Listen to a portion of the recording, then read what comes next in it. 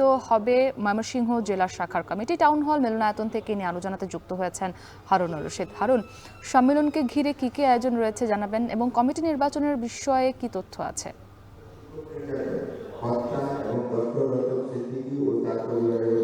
মুক্তি ময়মনসিংহের town hall advocate Tarique স্মৃতি অডিটোরিয়ামে চলছে উদীচীর জেলা সম্মেলন। এটি 20তম জেলা সম্মেলন ময়মনসিংহ উদীচীর, এবং এই আজকের যে সম্মেলন অনুষ্ঠিত হচ্ছে এবং এই সম্মেলন কিন্তু আজকে দ্বিতীয় দিনের অনুষ্ঠান চলছে। গতকাল ছিল প্রথম দিনের আনুষ্ঠানিকতা, এবং গতকালকে আমরা যেটি দেখেছি যে সাংস্কৃতিক অনুষ্ঠান সহ বিভিন্ন কার্যক্রমের মধ্য দিয়ে কিন্তু প্রথম দিনের যে অনুষ্ঠানের যে আনুষ্ঠানিকতা সেটি শেষ হয়েছে।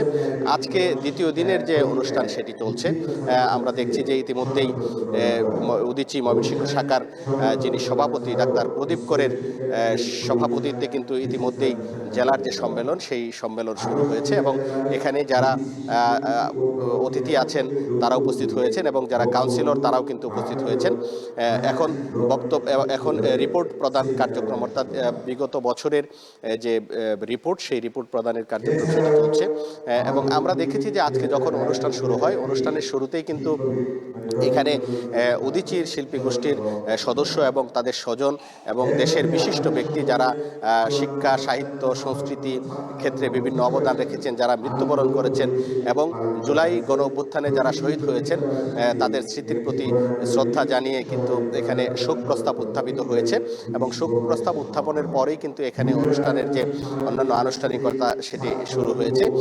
এই মুহূর্তে এখানে যে উদীচী ময়মনসিংহ জেলা সংসদের বার্ষিক রিপোর্ট পেশ করা হচ্ছে, এবং এরপর যে আরও আনুষ্ঠানিকতা আছে সেই আনুষ্ঠানিকতা শেষে কিন্তু আজকের এই সম্মেলনের মধ্য দিয়ে এখানে যে উদীচীর ময়মনসিংহ জেলার যে আগামী যে কমিটি সেই কমিটি কিন্তু এখান থেকে নির্বাচিত হবে বলে আমরা জানতে পেরেছি।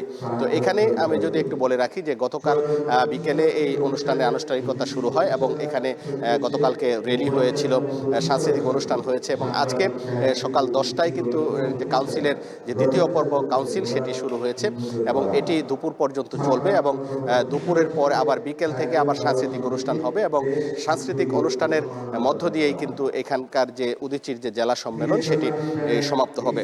এবং উদীচীতে আজকে এই সম্মেলনে যারা অংশগ্রহণ করেছেন তারা যেটি বলছেন যে উদীচীর কিন্তু দীর্ঘ একটি সাংস্কৃতিক ঐতিহ্য রয়েছে। তারা বিভিন্ন সময়ে দেশের ক্রান্তিকালে গুরুত্বপূর্ণ ভূমিকা রেখেছেন এবং দেশের সাংস্কৃতিক সুস্থ বিকাশের ক্ষেত্রে কিন্তু উদীচী গুরুত্বপূর্ণ ভূমিকা পালন করে থাকে, এবং তারই ধারাবাহিকতায় উদীচী কিন্তু তাদের যে কর্মকাণ্ড সেটি পরিচালিত করে থাকে এবং ভবিষ্যতেও বাংলাদেশের সাংস্কৃতিক কর্মকাণ্ডের যে ঐতিহ্য রয়েছে সেটি ধরে রাখতে উদীচী কাজ করবে বলে তারা জানিয়েছেন। তো এই ছিল আমার কাছে ময়মনসিংহের উদীচী জেলা সম্মেলনের সর্বশেষ। হারুনুর রশিদ আমাদের সঙ্গে যুক্ত ছিলেন ময়মনসিংহ থেকে।